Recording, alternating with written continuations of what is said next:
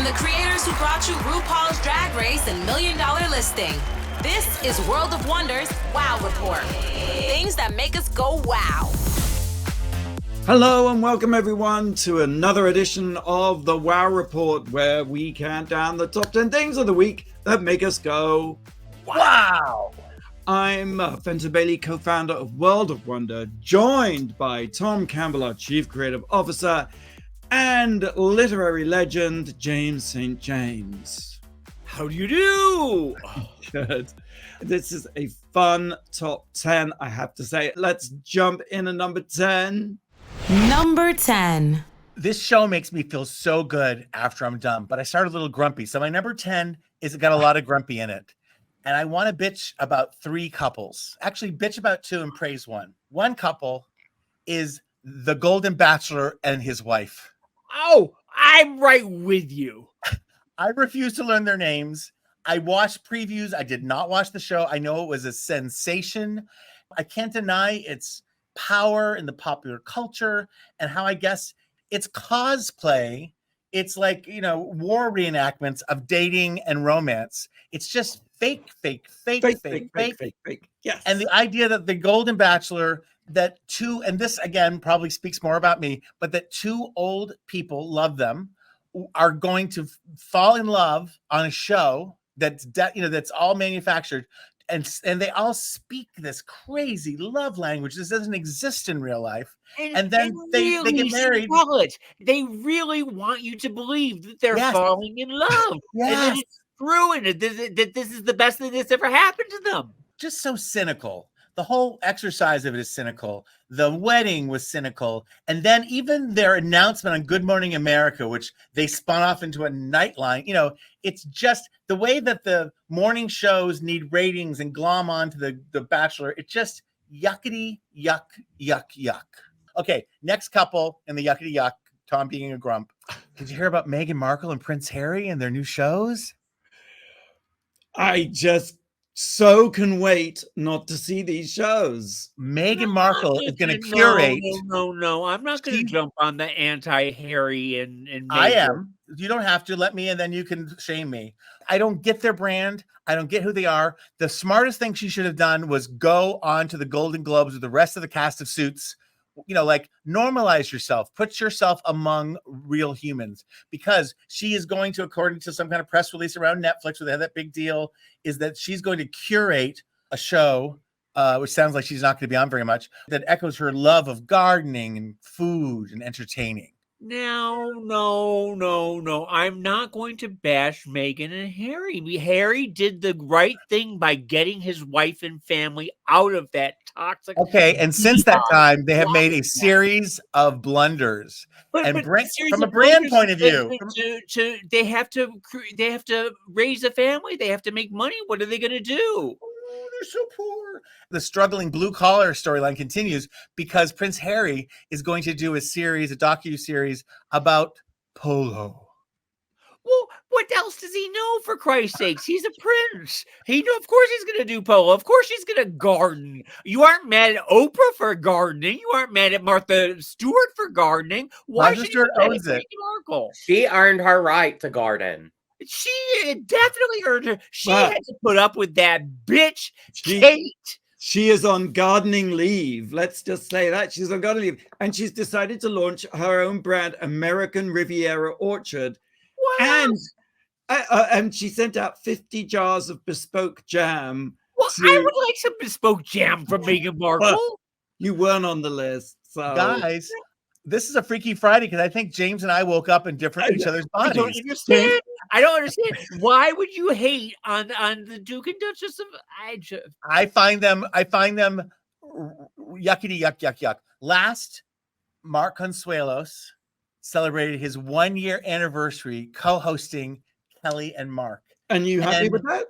I love that show. I love them. They're beautiful to look at. We knew them. They were proven in a way, but day in and day out, we were going to listen to them talk about their happy marriage and yes, we are. They're delightful. They have like that little quiz show they do at the beginning where they talk to us, they give away trips and things, has turned into this thing called Can I stump Can him? You Stump Mark?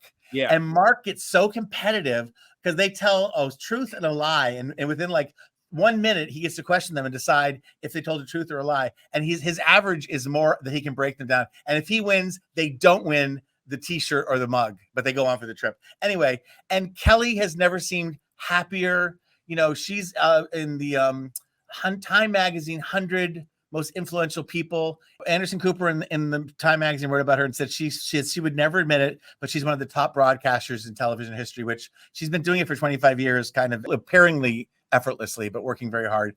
And they seem happy together, and they're empty nesters. So it's kind of like this new hope for people. Forget about the Golden Bachelor. Stay with the person you're with, and then get your own national talk show when the kids move out of the house. The key is, I think, in TV hosting to never give up. Like Oprah should have just carried on. Like you grow to love these people, and by doing the same thing day after day after day, hopefully they get better at it. Like I'm still hoping. Like David Letterman is at the top of his game. Right, exactly. Or they can do the Jon Stewart thing where you just go on Monday. You just show up on Monday and then leave it to everybody else. Don't get me started on Jon Stewart.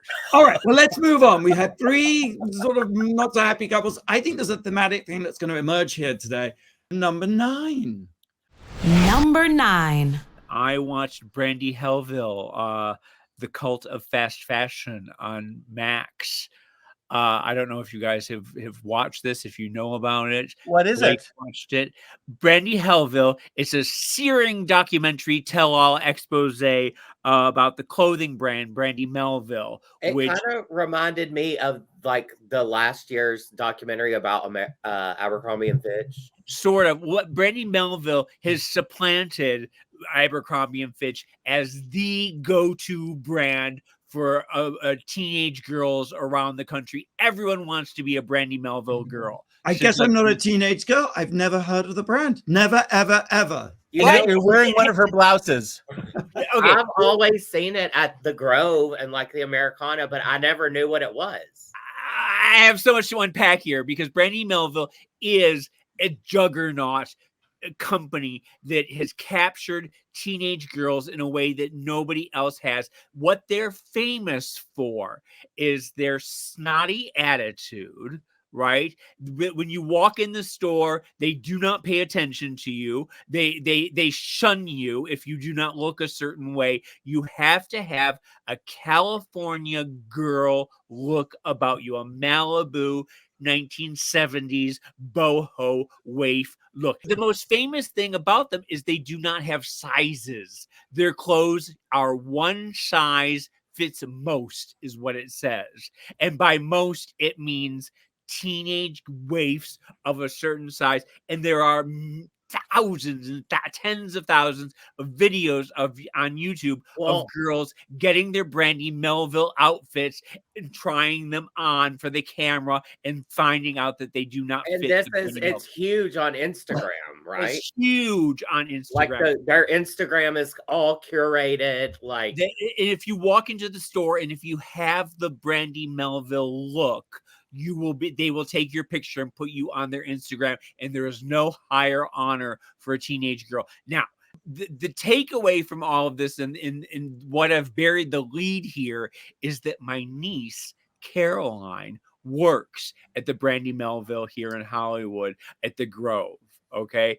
And suddenly watching this documentary, everything about my niece suddenly makes sense. My niece looks like a sickly, anemic Victorian waif, okay, who is about... She's not listening. I'm sorry, Caroline, but I talked to her about this after I watched the documentary. And she's so bored of everything.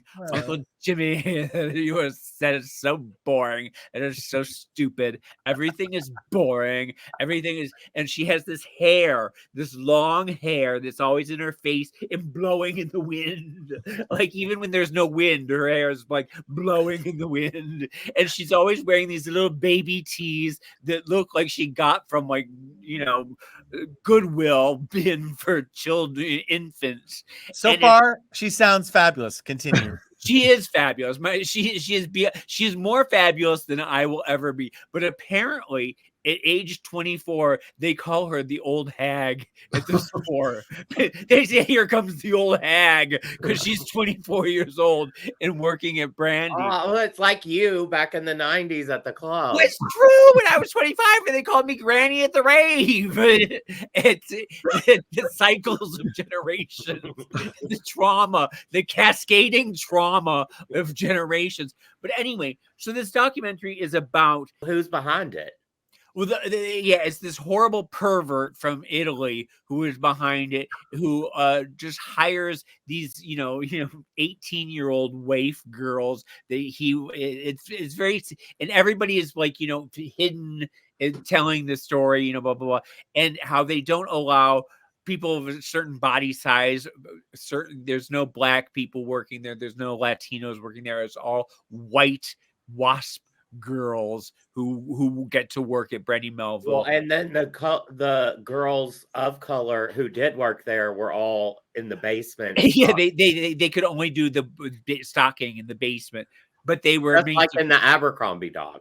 Exactly. Yeah. So is there no Brandy Melville? There is no Brandy Melville. Oh, okay. It's not a person. It's an ideal. It's a lifestyle ideal that you try and get to.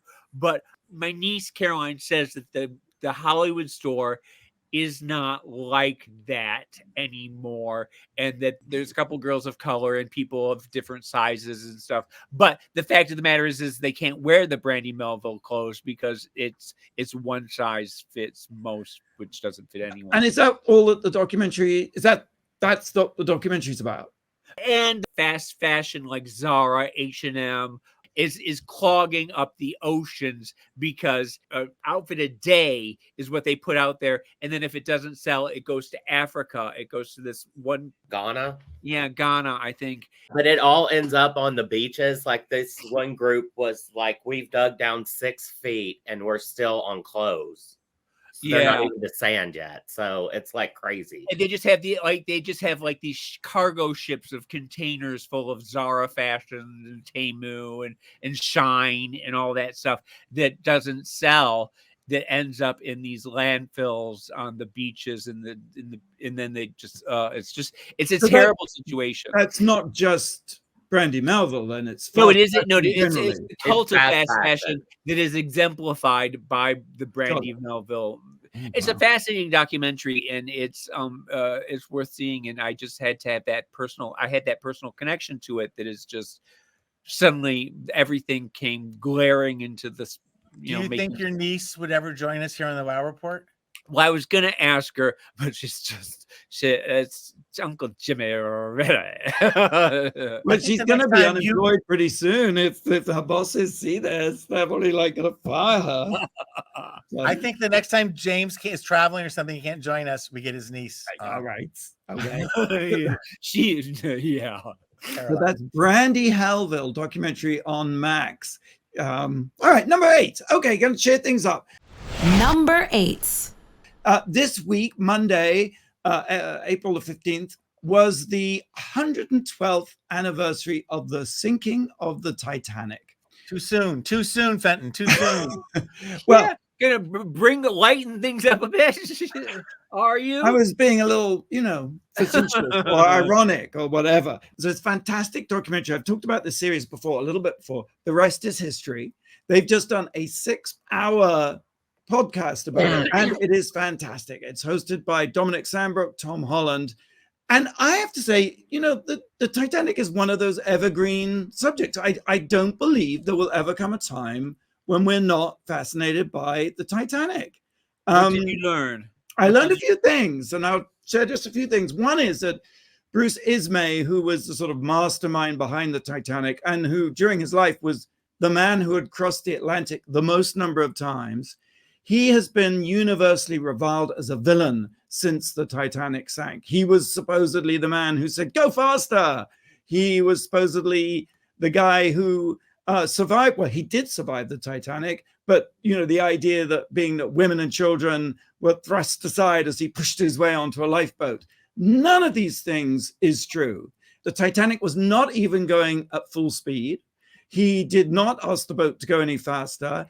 And he didn't even want to get on a lifeboat when the opportunity arose. The problem was they were putting the lifeboats in and there were empty seats. There was just no one to get on the lifeboats, even though, yes, they had far insufficient number of lifeboats for all the passengers. The problem was they were being lowered into the water and the passengers were all elsewhere. There's an empty seat, get on it or don't. But it's not that he was a coward. And in fact, the rest of his life was so awful, and, talk about survivor's guilt, and just plunged into a depression. One of the other things I learned is that actually a lot of survivors, people who survived, did in fact kill themselves out of guilt and just depression. And so it's not just the people who died on the Titanic. More interesting things. The sea at the time was completely flat and completely still. And had there been some sort of swell, it would have been easier to spot the iceberg because of the reflections. But the fact that it was just like glass, the iceberg was sort of invisible.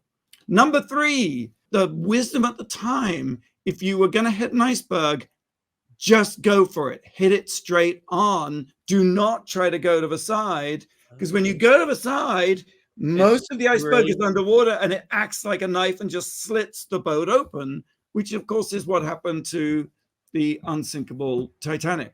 This one is really good. They had this fancy new radio telegraph system invented by Marconi on board, and everybody was sending Marconigrams. They were sort of the equivalent back in the day of selfies or Instagram or tweets or texts. The only problem with that was there were so many being sent that the radio operators were completely overwhelmed, so that the incoming warnings that there was ice in the water and to watch out went unheeded. Here's one that really got me and actually made me actually kind of cry. The Goldsmiths family emigrating from the UK. By the way, even though we think of the Titanic as the last word in luxury, which it was at the time, its main purpose was as an immigrant ship to carry people to America. That was how the Titanic was going to make its money and be a success. Anyway, Goldsmith's family emigrating from the UK to the US. They had a family friend in the US, and they said, "Oh, can you bring our son? He's 15 and it'd be nice, if he could travel with you." So of course he does. He's 15 years old. On the night before the Titanic sinks, he celebrates his 16th birthday.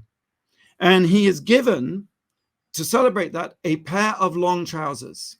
Oh. The significance of that is that back in the day, when you were a child, before you reached adulthood, you always and only ever wore shorts. I remember myself at school, only wore shorts. And when you got your first pair of long trousers, it was like, yes, I am an Edwardian child, weren't you? I am a man.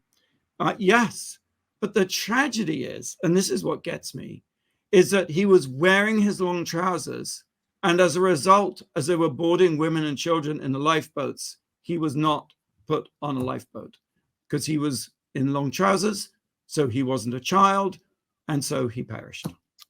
Isn't that just the worst? That's like, and I guess that's one example that makes you realize every single life of the more than 1,500 people who died, and then the people who survived and what they lived with, and the families. It's just something that just sort of, even though it's hundreds of years ago or 112 years, it still is a very present thing. That's a lot of information packed in there, and very interesting and very moving.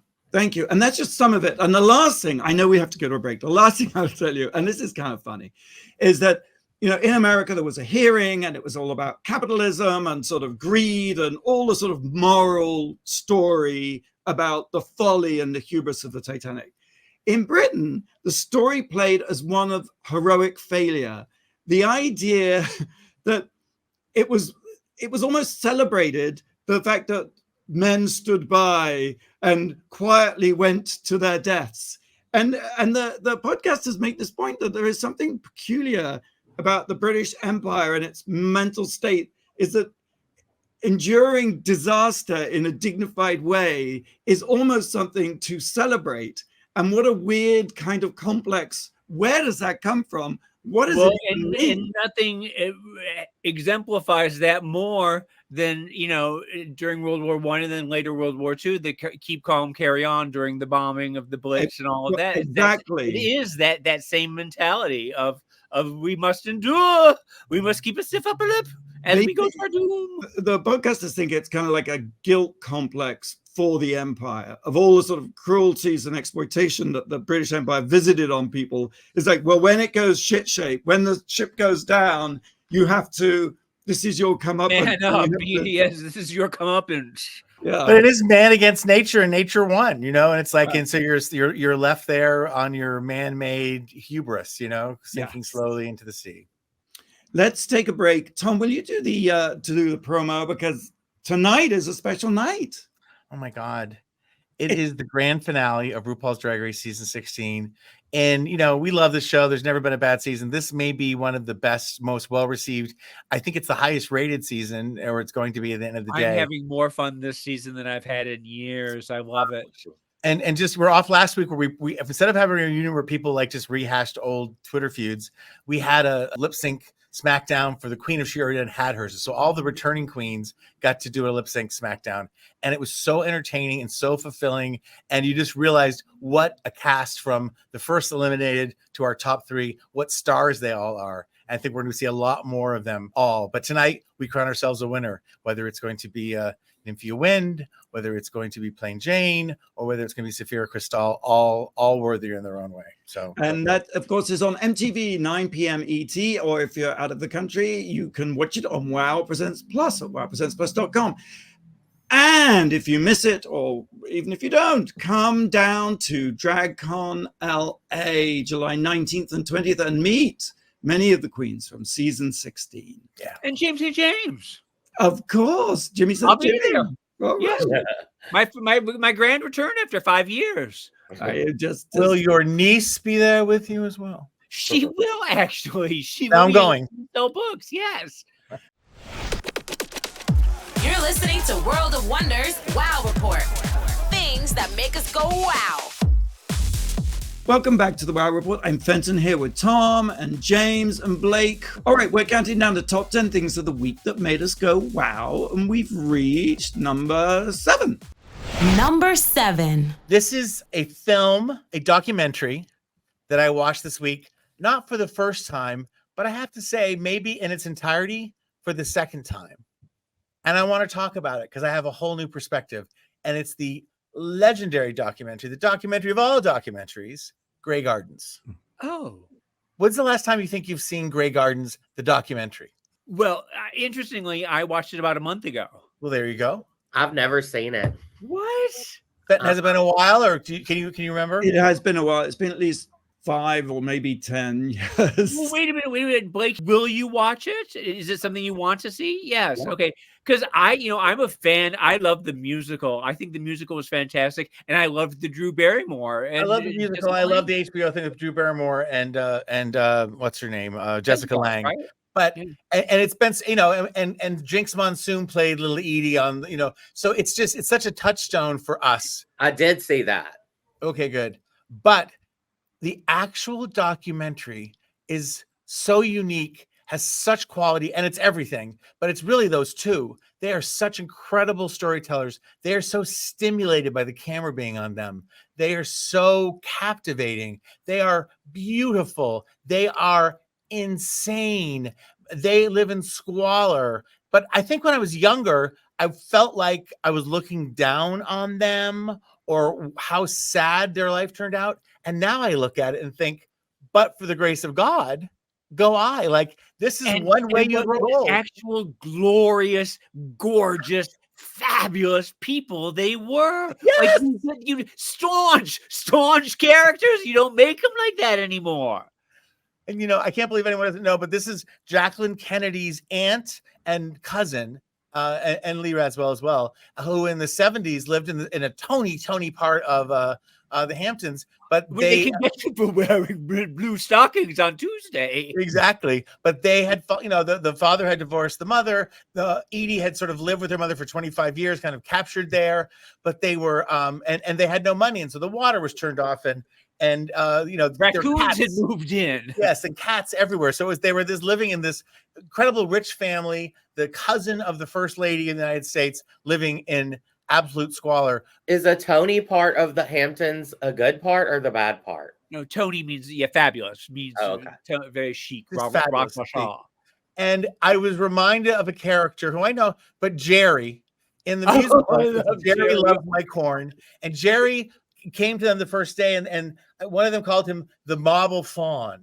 Referring to some incredibly storied mythological thing, and he was this cute, kind of Long Island guy who did errands for them. Ass hippie is what he is, but just beautiful in a way of the Joe Dallas. He could have been a Warhol superstar. Yeah.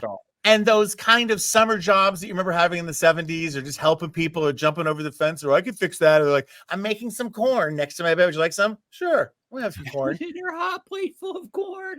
By the way, eating in bed. Ding, ding, ding. Taking over my apartment. Ding, ding, ding. Soon I'll be wearing shower curtains because I'm going to have to wrap them around my waist. But I loved it. I loved them. While there is pathos in it, and maybe the pathos was hard for me to watch as a young person. Life takes a toll on you.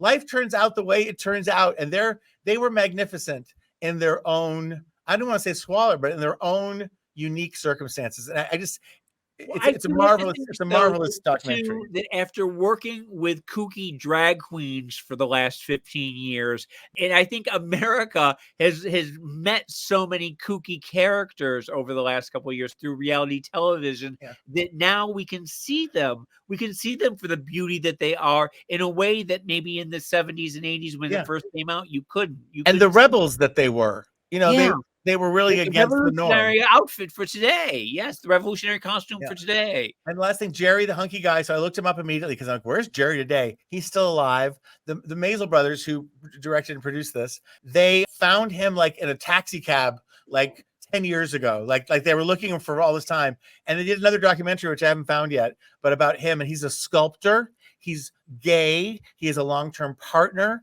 And so I didn't know that little piece of continued history from. Well, Tom, have you seen that one summer? It's sort of the Lee Radziwill and Peter Beard.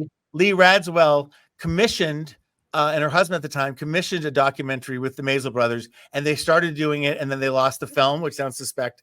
But they found the film all these years later and turned it into this documentary, which I haven't seen, which is that one summer. We'll have to, because it sort of continues the story. It tells the story from Lee's point of view of going to the house and everything. Oh, that's right. I'm trying to sort of sort them out a bit, sort of thing. Yeah. So if you're like a Blake and you haven't seen it, I highly recommend it. If you're like the rest of us and it's such a big part of your thing, but it becomes myth, see it again, see the detail, because it's so rich and delightful. That's marvelous. That's Grey Garden streaming on Max. All right, moving on. James, number 6. Number 6.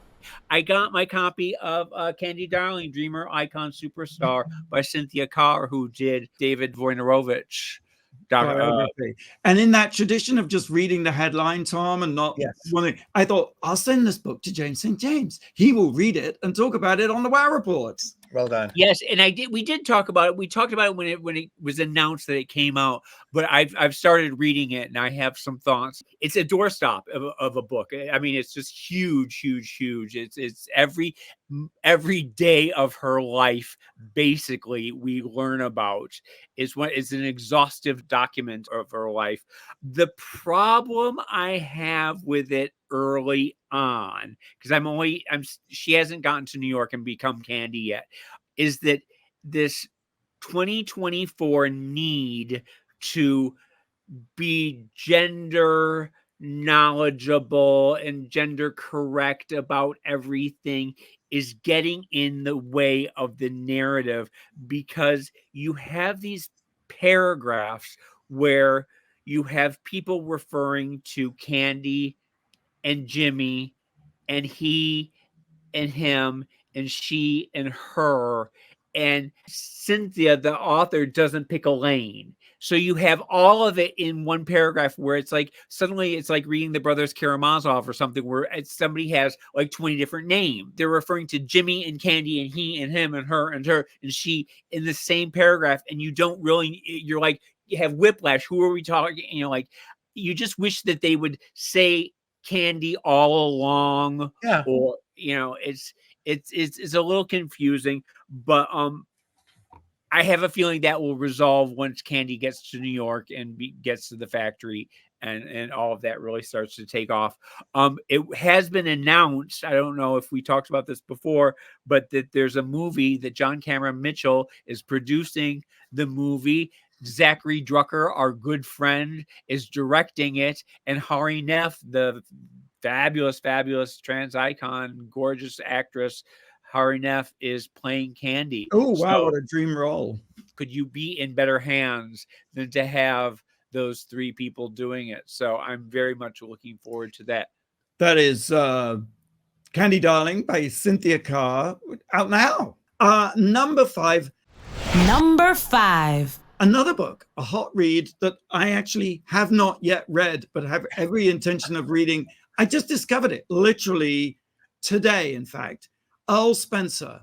Remember when Princess Di, the funeral of Princess Di, Westminster Abbey? Earl Spencer.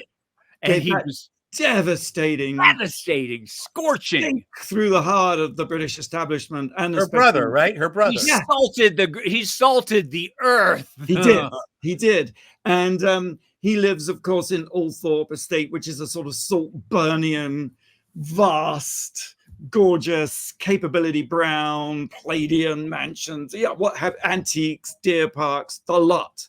He outroyals the royals. There you go. So Princess Diana's brother has written a book. He's written several books as a historian, actually, quite a reputable historian, let's say. But he's written a book called A Very Private School. And it tells about his life being sent away to boarding school at the age of 8. And just jaw-dropping. I immediately ordered it, so I have to yet read it. But this school that he was sent to basically was, one review describes it as an upper-class prison camp staffed by bullying pedophiles, which actually sounds something of an understatement. The headmaster there was sort of basically, a professional sadist who beat the boys on a regular basis. Isn't this every single boarding school in England? It is, but I guess he's in his early 60s. He went to this boarding school in the early 70s, Maidwell Hall. And you're right, James, it is the story of every boarding school. But I mean, to some extent, it was my own experience, actually. I was going to say, I hear, When did you go to boarding school? How old were you, Fenton? I was 8. I went to, what was it called? West Hill Park was called. And then when I was 12, I went to a boarding school called Bradfield.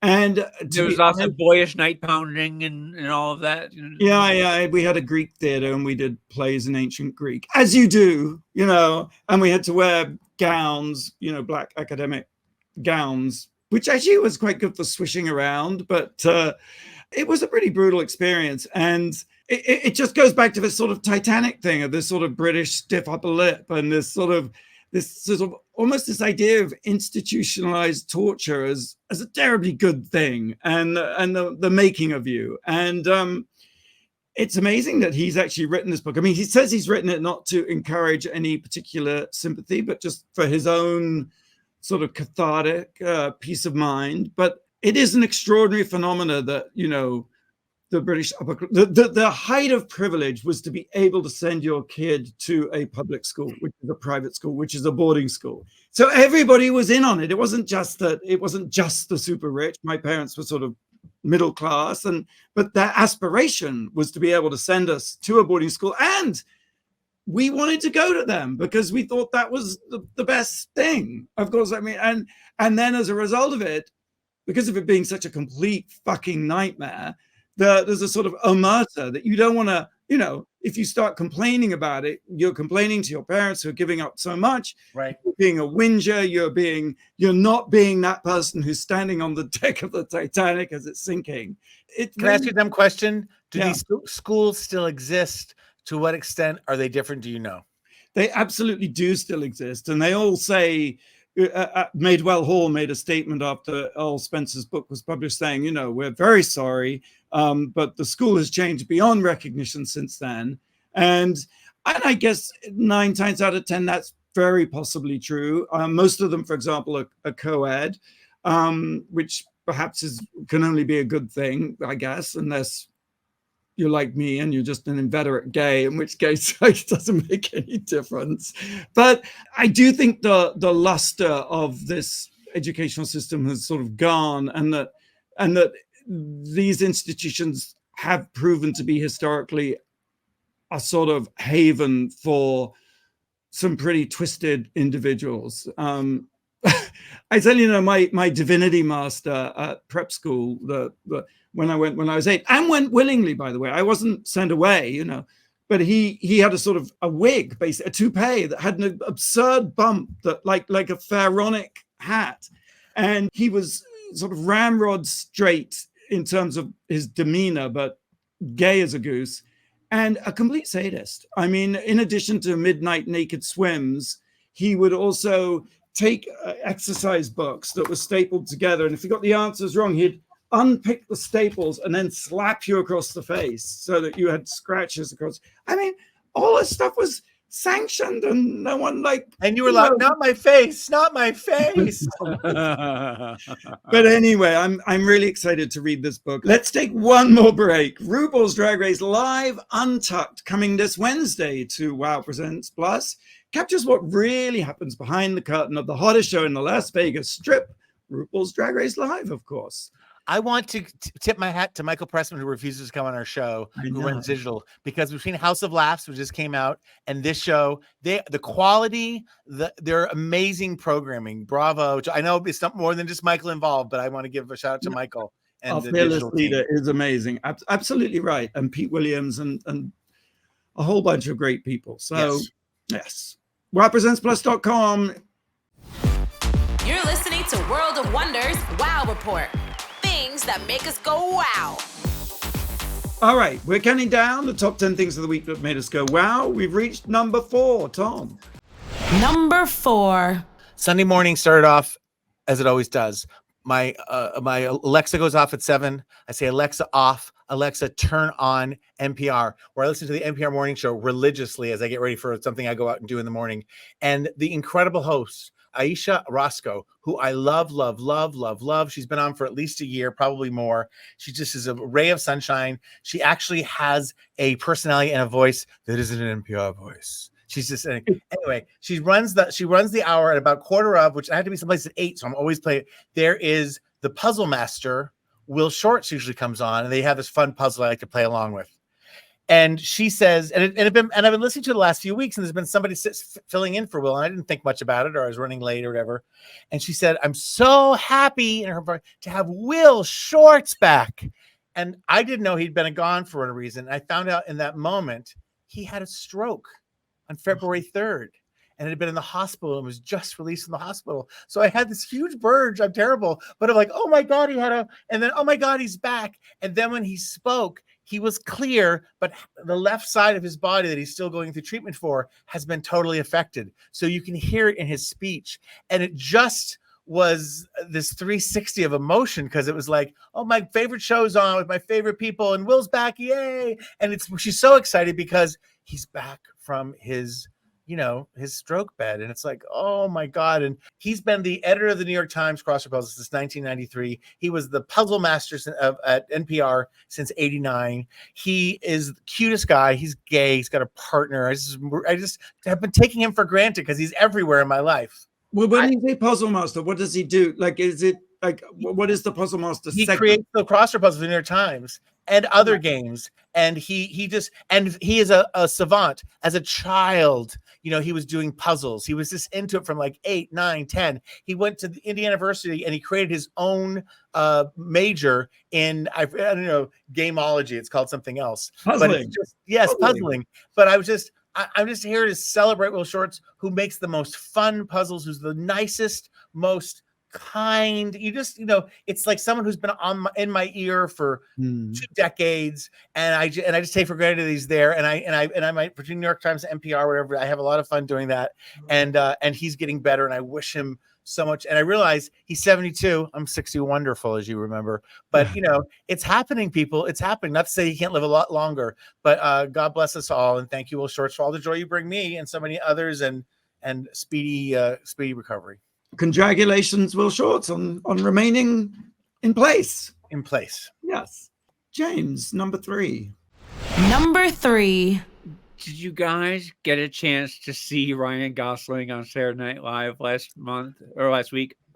I saw a few clips, and he's cute as pie and funny, but he laughed the entire time. He cracked himself up as he does, because he is just so damn adorable. It was a slam dunk of an episode. It was so good. It was their least political episode in years. And you got to think that Ryan Gosling right now can do no wrong.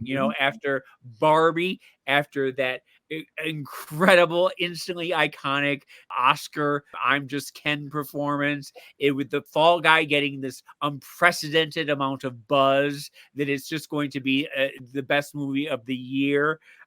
You've got to think that if you're his publicist, you're getting a bonus right now, because if you're his biggest fan, like James St. James is, you're living pretty high. How could you not be his fan, though? But you're his number 1 fan. He's such a likable guy. He's so charismatic. And he did this opening sketch. He did those 3 alien abductees with Kate McKinnon. She came back to do it, where 2 of them have this wonderful experience, and then Kate McKinnon is like butt fucked, like the 3 ways from Sunday. And he cracked up during that. At one point, like, she's sort of like going up his pants, and it was just dirty, filthy fun, and he loved it. But then the Beavis and Butthead sketch, which people are saying is the best sketch they've done in 20 years, where he and Mikey Day just happened to look like Beavis and Butthead. Someone was testifying, and behind the woman who they're talking to, how those extras, like, there are people in the courtroom or whatever, and one of them looks just like Beavis, and one of them looks just like, but it's like, what, me? I look just like, and they had done grotesque things, prosthetics and things to make them grotesquely look like Beavis and Butthead. And whenever the woman, I forget her name, whenever she turned around, she's like, what are you talking about? And you've got the idea that she hadn't seen it, obviously. They hadn't rehearsed it. So that it was her first reaction when she saw it, and she dissolves into peals of laughter. And sometimes, you get a little irritated, like when Jimmy Fallon used to giggle his way through it. But this, for some reason, this was so genuine and so unforced. It was a contagious case of the giggles the entire hour. Hour and a half. I don't know. I mean, Fenton, are you not as enamored with Ryan Gosling as I am enamored? No, I think totally he's the best that we have, because he does drama, he does comedy. I'm here for it. Yeah, he does song and dance. He seems unaffected by it all. He seems like a genuinely nice guy. Goofball. For someone as gorgeous as he is, he doesn't take life seriously. He doesn't take himself seriously. He's just a lovable goof, is what he is. I love it. Well, congratulations, Ryan Gosling. I'm going to lighten the mood. Number 2. My old next door neighbor, when he used to live up on Sycamore, has written a book, and it is called Nuclear War, a Scenario. It is storming the New York Times bestseller charts. I think it's going to maybe displace House of Hidden Meanings. It has dropped like a bomb, eliminating the competition. Anyway, okay, I'll stop with that. Is it mushrooming through the corner? Exactly. There you go. It is exactly what it says.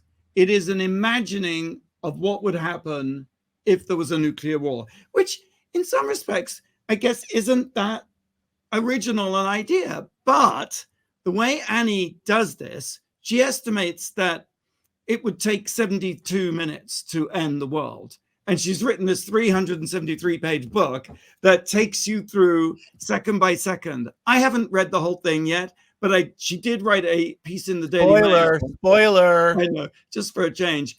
She writes in the Daily Mail, in the first fraction of a millisecond after the bomb strikes the Pentagon, there is soft there is light, soft, silvery X-ray light with a very short wavelength.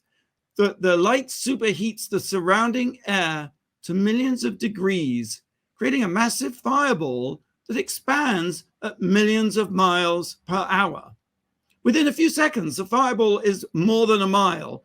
Heat so intense that concrete explodes, metal melts, stone shatters, and people instantaneously convert into combusting carbon. The Pentagon explodes into superheated dust. People are transformed into charred human figurines, into soot. Within seconds, the thermal radiation has deeply burned the skin on roughly 1 million people, 90% of whom will die. The intense heat generated by this creates a high-pressure wave that moves out a giant wall of highly compressed air traveling faster than the speed of sound. Next comes the deadly reverse suction effect. Objects, cars, people, street signs, parking meters sucked back into the center of the burning inferno and consumed by. That is just within the first 60 seconds. And then there's the radiation and the fallout, the disfigurement, and all that good stuff. Khrushchev said that the living would envy the dead, and that of course the US, the policy in a nuclear strike situation is to launch on warning, which means you don't wait for the missiles to hit you before you fire back. I mean, I'm so glad I know this secret to surviving: duck and cover. Right. Just crawl under your desk and put your hands over your head. Yeah. Well, exactly. And I think that stands for the fact that no one really knows what would happen in terms of, the collapse of society, panic. I mean, she has written, I think, the ultimate disaster book. And Denis Villeneuve, the director of Dune, it's been optioned as a movie that he's going to do. So, all right. Congratulations to Annie on that amazing book. All right. One more break. And then the number one thing this week that made us go, wow. You're listening to World of Wonders Wow Report. Things that make us go wow. Welcome back to the Wow Report. Fenton here with Tom and James. Blake. Been counting down the top 10 things that make us go wow. We've reached number one. Number one. I'm going to give a hint for people watching and listening.